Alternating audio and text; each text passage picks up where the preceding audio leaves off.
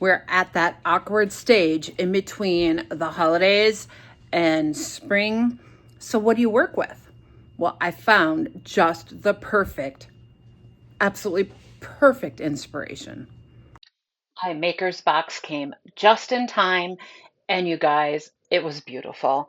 We are going to start on project one here. I am taking an old enamelware pan and this beautiful rice paper by Connie Lines Designs, and we're going to be using Cheerful 5. And I've decided that I'm going to go ahead and fussy cut one of these birds out and use that. In the meantime, I'm going to put 2 coats of Snowdrop by Fusion just on the base there. You can see it has like some really bad staining, and I don't know if it's grease or what. It did not come off. I scrubbed and soaked. So we're just going to go ahead and give this 2 coats just on the bottom here. And I do leave, there's like a little ding on the side, and I do leave that untouched. And you'll see me wipe off here with a baby wipe some excess that got just down a little bit too far. And I did go ahead and remove that. I do go in with a little bit of dark wax at the very end. I can't remember if I showed or not, but let's get into this project here. You can see right there, I'm wiping off that excess little bit, and then we're going to just use water and a paintbrush to cut out this bird. The first brush I pull out is far, far too skinny, and it did not work. So I just went in with one of my wider ones and decided to make a wider line of um, water around this so that I could pick and choose exactly how I wanted to tear off that excess. And this actually gives your piece a very, very organic look and makes it look more natural rather than really harsh. The only other way that I personally would have put this on to the bottom of this pan would have been to fussy cut it, which I do like to do, but I didn't have my little scissors um, with me today when I was at the store, and so this was the next best thing to do. While I'm doing this, let me go ahead and introduce myself. My name is Sandra, and I am the owner and creator here at Midwest Charm. I have been a part of Sonnet's creative team for over a year now, and I love getting my maker's boxes and creating with them. I specialize in repurposed, upcycled vintage home decor and furniture, as well as carrying all of your DIY crafty needs.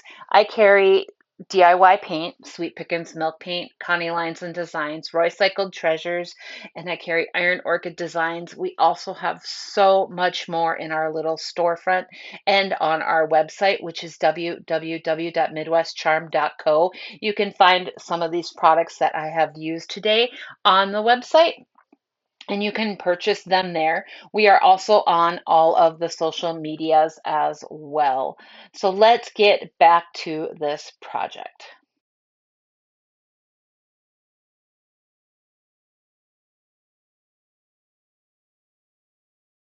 I'm going to line up this cardinal exactly how I want him to be on the bottom of this pan.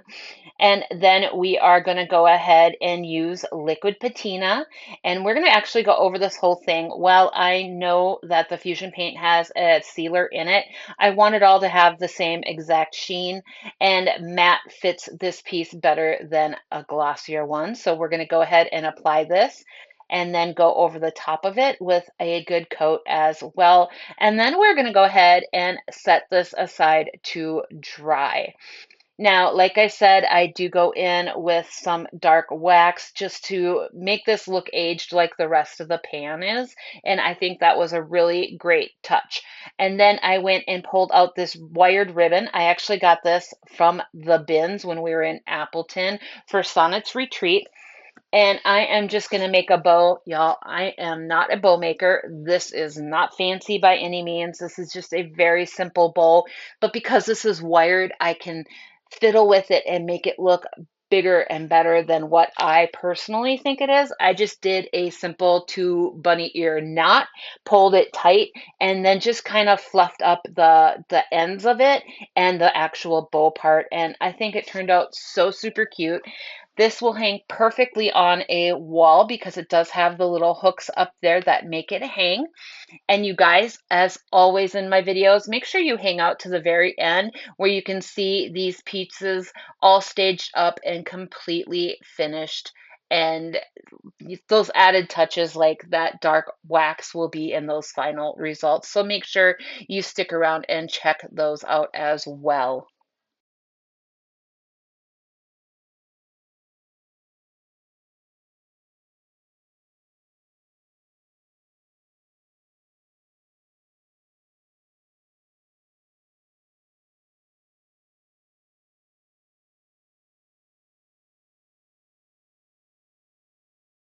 For this next project, we are using just one of the vintage brass frames and the paper Midnight Glow by Connie Lines and Designs. I thought this was just so stinking pretty, and I didn't have the perfect item to put this on. And then I thought, you know what, this would look fabulous in a frame because I think that brass will really play off of the little lanterns. And then after I got it all done, I added one little touch to it.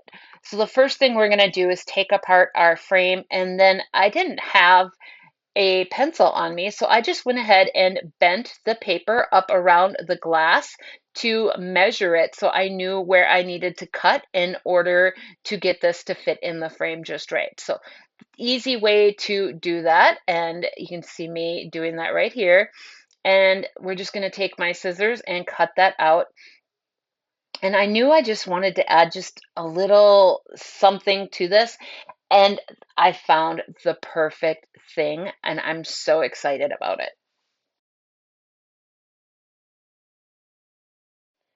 So, what I decided to take out was our Tim Holtz Holiday Distress texture paste in Twinkle, and it is a lightly glittered absolute perfection.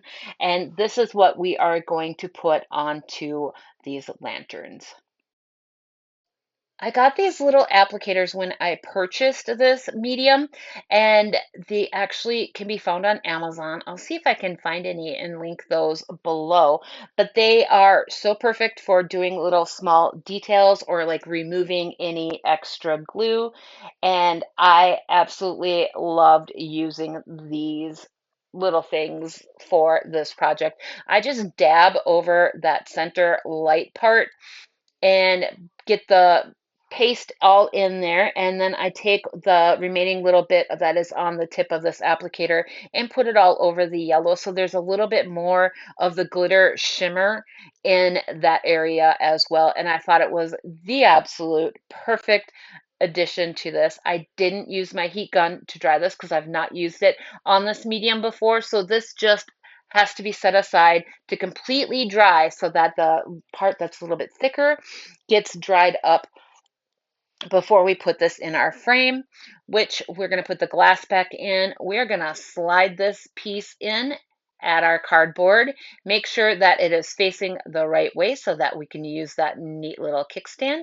And you guys, this piece is done and I love how it turned out. For this project, we are working with Songbird Studies. It is a beautiful masterboard by Roycycled Treasures. And look at all of these cardinals, y'all. I knew immediately that I was going to do a silver plated tray in today's video.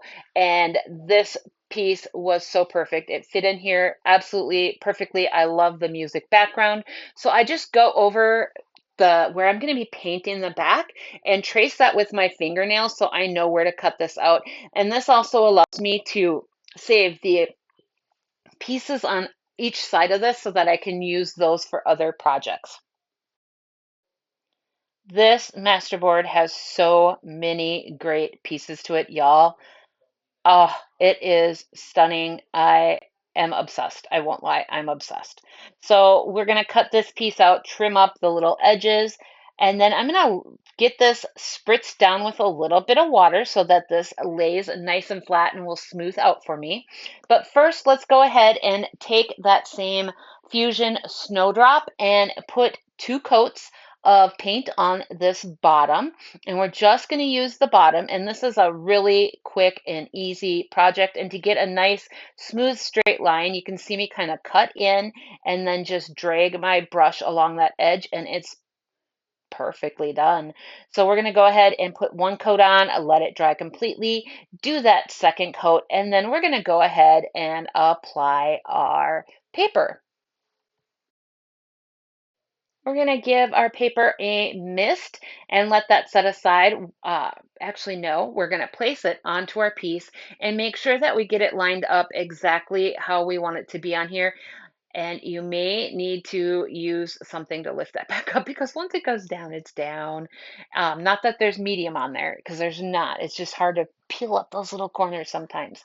So once I have it placed where I want, I'm going to peel half of it back. I am going to add my liquid patina, and then we are going to put a patch of that down, lay the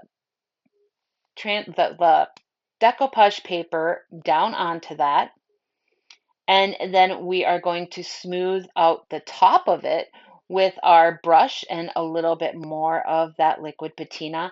And then I'm just going to flip this piece around and peel back that other part, add some of the liquid patina to the rest of this piece, and then we are going to go ahead and smooth out the rest of this. It's strong enough that I am able to manipulate this or peel it back up if I need to.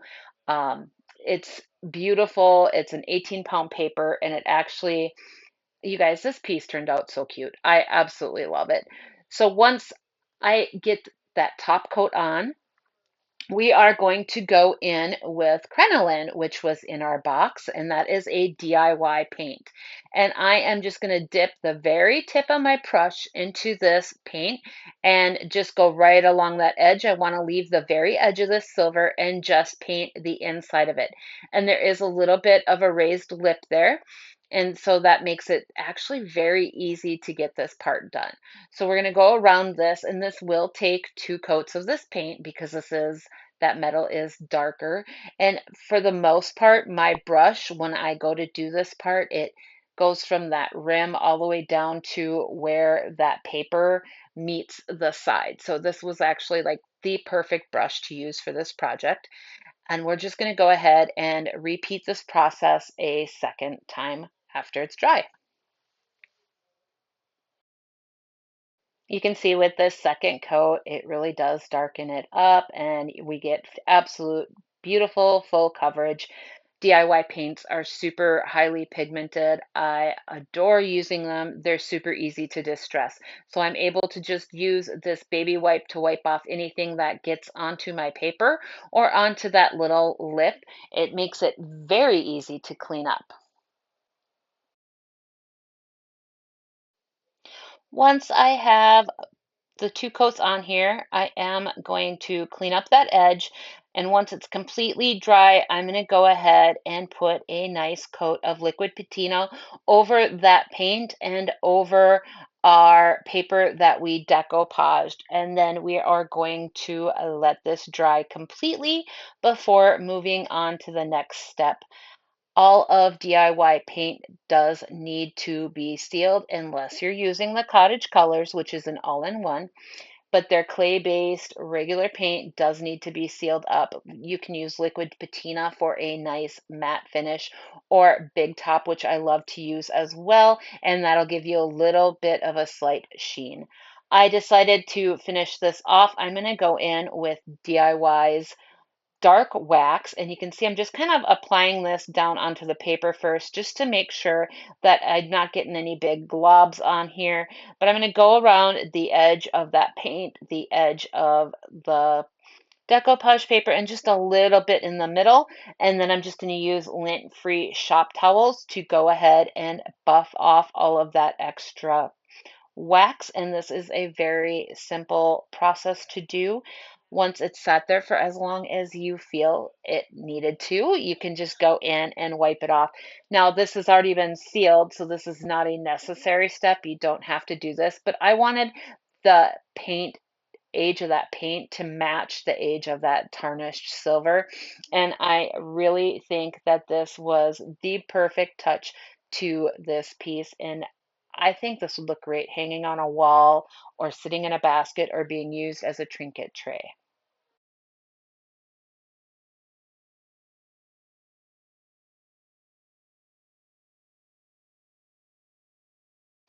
For project number 4, I love this paper. It is a 4 up from Roycycled that has these beautiful cardinals. There's 4 like it's called Cardinal Ephemera, but it's like 4 advertisements. My absolute favorite paper, I think, of this box. So I have an IOD arch and I have had it sitting aside to be used for forever. And I just keep putting it off because I just didn't have the perfect thing for it. And as soon as I saw this paper, I knew it needed to be like an old sign, an old frame. So I took my IOD arch and I went in with DIY's Dark and Decrepit. And I am going to just give this one coat on just the frame part. And we're going to not wipe back or anything. We're just going to apply this on there and let this dry. You guys, has anybody else used these? I I love it. It actually came with a little sawtooth to put this on the wall, so you don't even need to add anything to the back other than that. And it just was a really easy tap in with my hammer. It was absolutely I think this turned out great. I cannot wait to use more of these arches. I have a couple in stock, but I think I'm gonna have to buy some more because this was absolutely amazing. I loved it. So we are, like I said, just gonna finish up doing this on the frame part and the sides of it. And then I'm gonna set this aside to dry before we go in with any paint.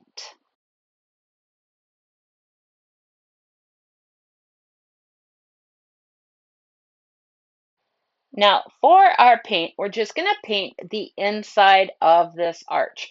And I am going to go in once again with that Snowdrop from Fusion and give this one coat. This is raw wood, so it goes on nice. This is a self-leveling all-in-one paint. I don't need to do anything else. So we're just gonna put this coat down and let it dry while we determine exactly which piece of this amazing paper we're going to use on this arched frame. Look at that coverage. One coat, you guys. That's all this took. And let me tell you, I used this on 3 of my 4 projects today, and I barely even touched it. So there is so much more of all of these paints left. And I only used 2 colors today. I didn't use either of the other greens, which was Apothecary and, oh my gosh, the green one was called Park Bench. Amazing. So I'm just looking through this, trying to determine which one fits into this arch the best, and it shows exactly what I want it to say. There's a couple of these I already have other ideas for after I did this part of it, and I know exactly what I'm going to do. So I decided we're going to go ahead with this mercantile, the birds, and use that on this arch. So like my other pieces, once this is cut out, I'm going to use my fingers to trace the inside of this piece, and then I'm going to cut out along that and get this placed down. We're going to do the same method that we did in the rest of these. So let's go ahead and line this up. I had to realize my lettering on the bottom was off, and I wanted to make sure that part was centered, but also that the birds up on top was nice and visible. So we went ahead and got this trimmed out, and we are going to spritz this with some water so that it stretches all those fibers.